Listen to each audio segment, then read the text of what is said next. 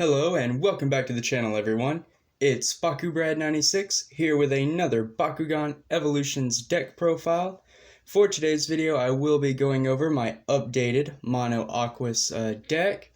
I did add in some Geogon. It does have Nanogon now. The team is switched up a bit. As of recording this video, it is still the hashtag WeWantCards Pro TCG movement. A ton of BakuTubers, including myself, are really trying to raise awareness for the TCG and for the pro game this week. Make sure to support us by using the hashtag WeWantCards in the description of videos, in the comments, wherever you can, however you can. Tag Spinmaster on social medias, Insta, all of that. We definitely want to get the pro game noticed and raise awareness that, the players and Bakugan fans of all ages kind of just want the TCG back. That's the main purpose of the week, and that is what we're going for. So, my part for today at least, I am going to be doing another deck profile. I do a ton of deck profiles anyway, so my whole channel could be a TCG support of a sort. But enough talking, I do want to go ahead and get right into it. Now, for the Bakugan I run on the team, this is debatable, and they are definitely subject to change. If you checked out my last unboxing video, I did get the Aquos Neo Trox. That Bakugan is very good, and I will be adding him to this list. I couldn't do it before recording because it would have took too long. I would have had to have switched around all of the Geogon and the Nanogon for the deck. So rather than do all that, I wanted to bring you the video scheduled on time. And so there will probably be another update in the future. I just don't know when. So I am using Platinum Dragonoid. The reason I decided to use Platinum Dragonoid was to have access to the Flaming Fists. Not only do they give a lot of damage to the Bakugan on the team, but it really gets our Nanogon going, and that's kind of the strategy to this deck. I will get to it later on in the video, of course. But Platinum Dragonoid has a B power of 600 with 6 damage.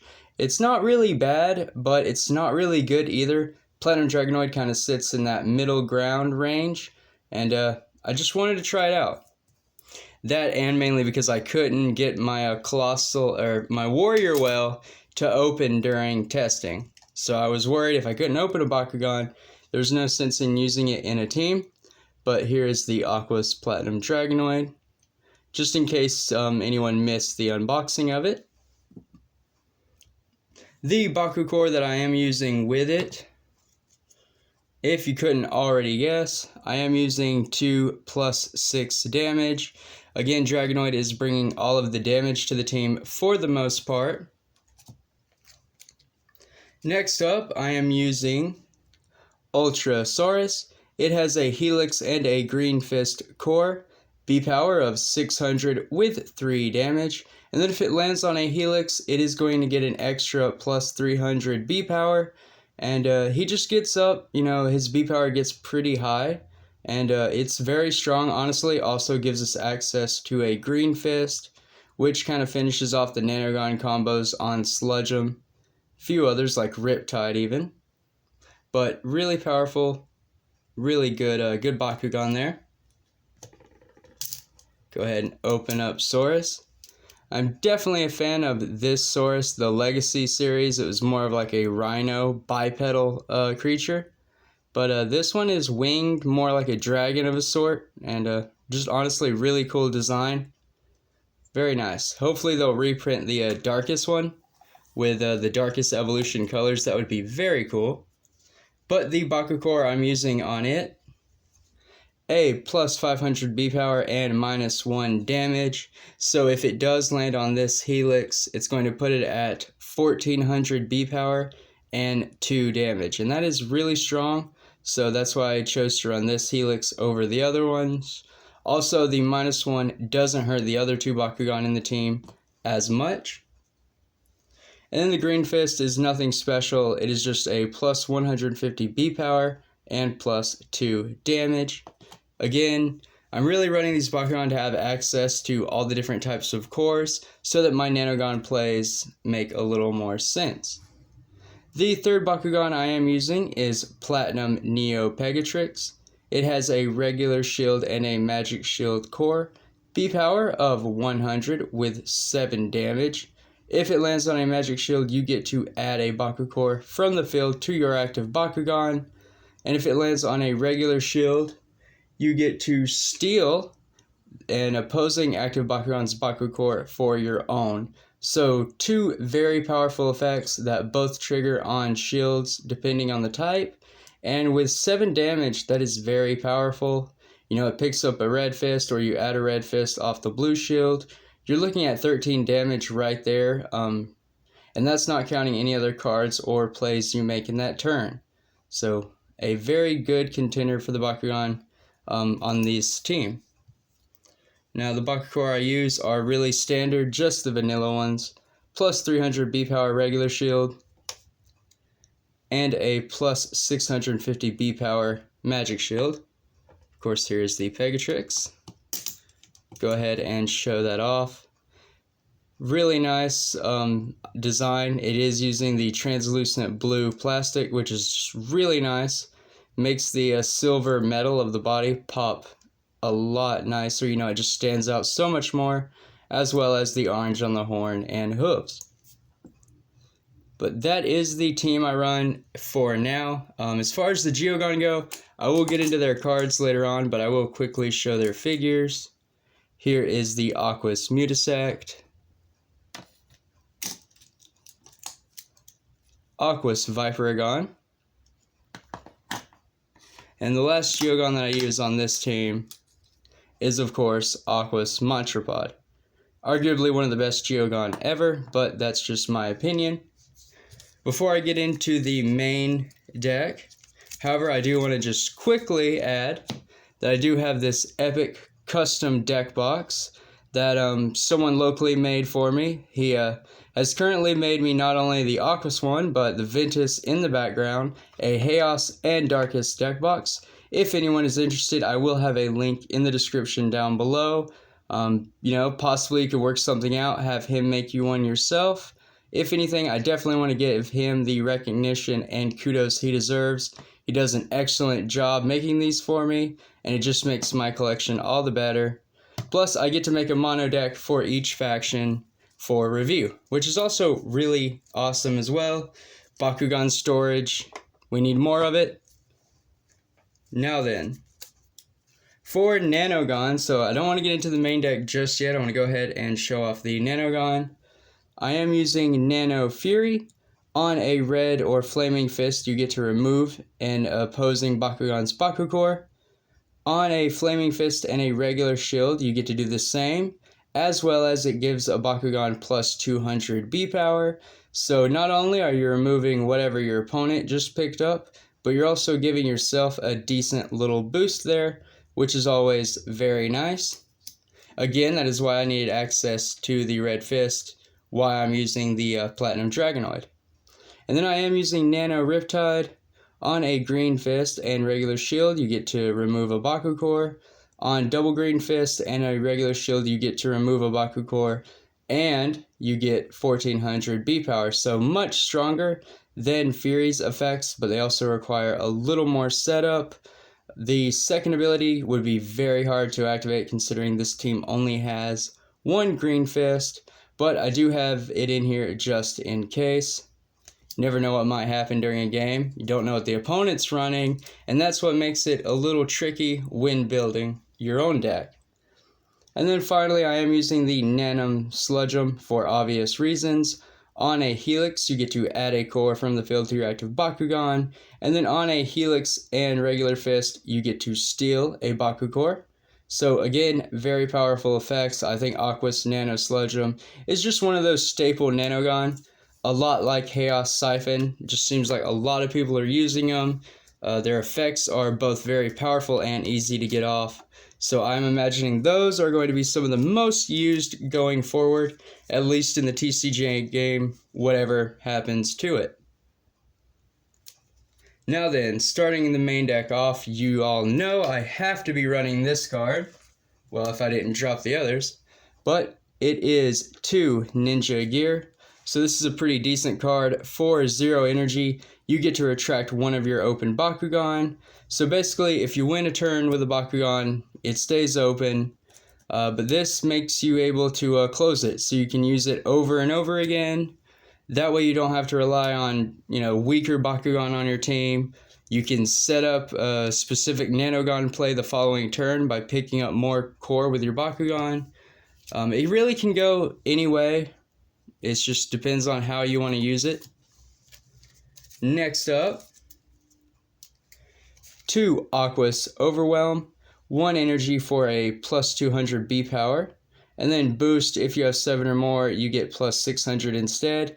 That won't come up. Honestly, the 1 energy for 200 is the big thing here. I don't have a lot of turn 1 options for Aquos, and the B power on my Bakugan is kind of low.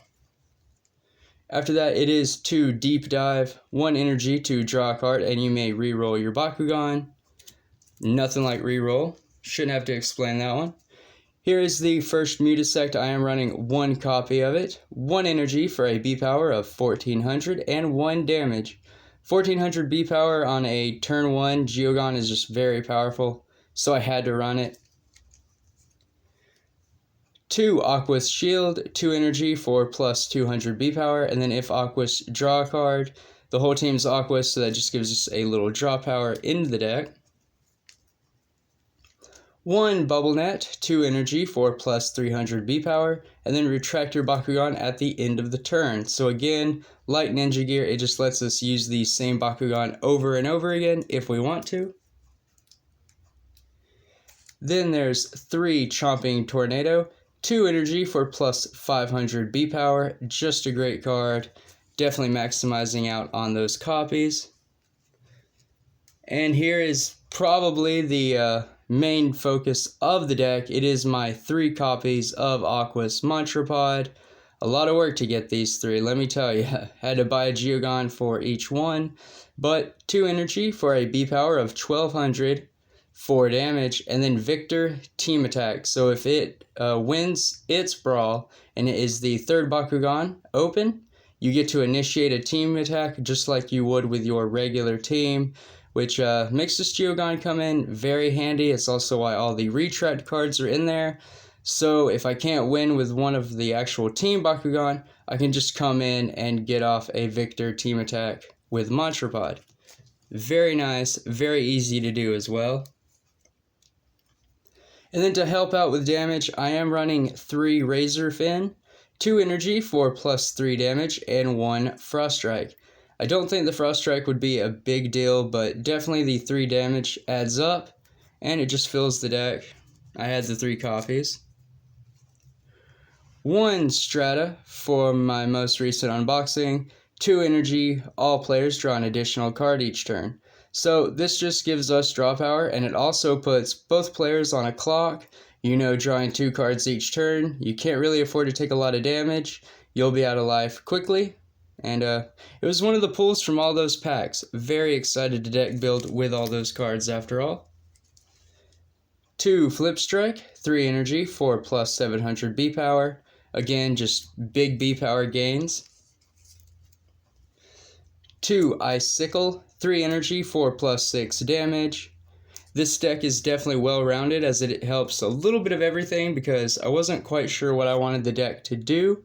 But next up is Improvised Armor, 3 energy for plus 2 damage, and you get to draw 2 cards. So again, lots of card draw in this deck, I know that. So you definitely want to draw into the Geogons. They're more than likely going to be the win condition. 1 copy of Solitude, 3 energy for plus 1000, but if it only works if you have only 1 open Bakugan. So again, you could potentially retract 2 Bakugan, play a Solitude really quick, and then you just win with them and open them back up. But just a little tech card that I did have 1 of.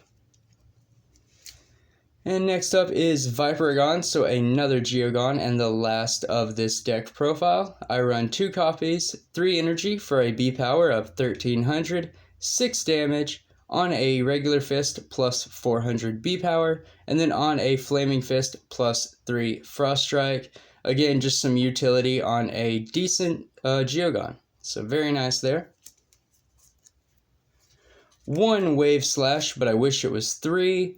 3 energy for plus 300 B power, but it has flow. So if you played another card this turn, plus 1000 instead, which if you noticed all the 1 and 2 drops, this deck wouldn't have a hard time doing. It's definitely possible.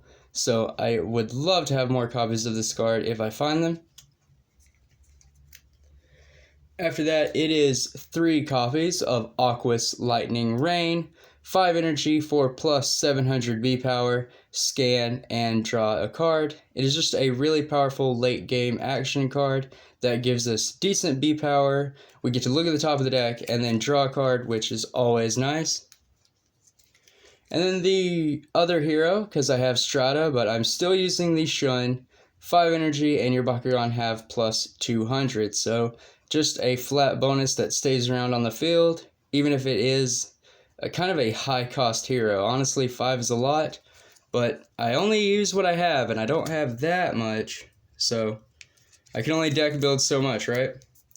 But getting into the flip cards, because this deck actually uses some, I have 1 Exhilarate, 1 energy to draw a card. Very simple there. 1 Fading Dash, so 1 energy to retract one of your Bakugan that didn't open this turn. And if you do, you get to draw 2 cards. So again, just playing around with the retract mechanic and Geogon, kind of figuring that out. 2 Counter Outsiders, so 3 energy to block non-Aquos. Again, this is a non-Aquos deck, so we have to fight against all the other factions. And then finally, finishing off the deck profile, it is 2 copies of Sneaky Squid. So 4 energy to block a non-fusion Bakugan, and if you do, you get to draw a card, so not bad at all. That is the deck profile in its entirety. Like I said, I certainly want to switch things around. I want to add the Neotrox as soon as possible, but I'm definitely going to have to remove the Nanogon, add in different ones. Definitely swap out the Bakugan. I'm not sure which ones I would keep. Platinum Neo Pegatrix seems like it has a lot of potential, just being able to add a core off of a magic shield. That being said, it is a little on the weaker side, so even after all this, I have plenty of more deck buildings to do. Stay tuned for, I guess, like my 4th or 5th Aquos update, but either way, thank you all for watching. I hope you enjoyed this deck profile. As always, stay safe, drome up, and Bakugan Brawl. I will see you in the next video when I review my Mono Ventus deck list. Until then, keep an eye out for my fellow content creators as we continue to celebrate the #WeWantCards, Pros Save Pro movement, and get Spin Master's attention.